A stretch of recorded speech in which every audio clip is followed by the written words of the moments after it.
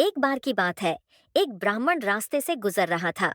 जैसे ही वह एक पेड़ के पास पहुंचा, अचानक एक राक्षस उसके कंधों पर आकर बैठ गया। ब्राह्मण एकदम डर गया और सोचने लगा कि यह कौन है और मेरे कंधों पर क्यों बैठा है। राक्षस ने कहा, हे ब्राह्मण, मुझे पास की नदी तक ले चलो। ब्राह्मण ने डरते डरते पूछा, तुम कौन हो और मेरे कंधों पर क्यों बैठे हो? तुम खुद अपने पैरों पर चलकर नदी क्यों नहीं जा सकते? राक्षस बोला, मैं एक राक्षस हूँ और मेरा नाम घंटक है। मैंने एक व्रत लिया है कि मैं अपने गीले पैर जमीन पर नहीं रखूंगा। इसलिए तुम्हारे कंधों पर बैठकर नदी तक जा रहा हूँ, और अगर तुमने मना किया तो मैं तुम्हें खा जाऊंगा।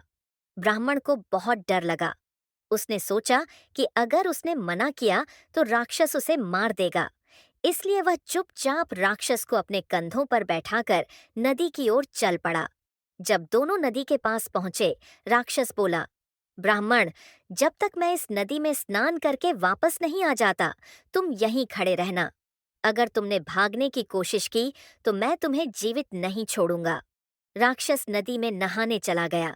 ब्राह्मण वहां खड़ा रहा, लेकिन उसका मन बहुत घबरा रहा था। उसने सोचा, अगर यह राक्षस नहाकर वापस आ गया तो यह मुझे जरूर खा जाएगा।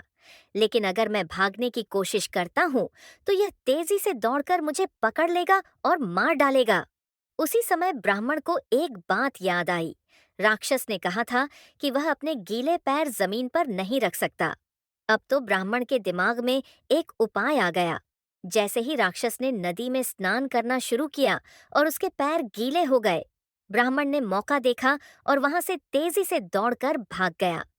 राक्षस पानी से बाहर निकलने की सोचता रहा, लेकिन जैसे ही वह बाहर निकलने लगता, उसे अपना प्रण याद आता। वह गीले पैर जमीन पर नहीं रख सकता था।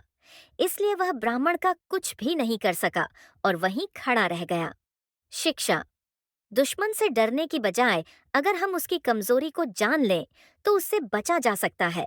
बात करने और भेद लेने में कोई नुकसान नहीं होता।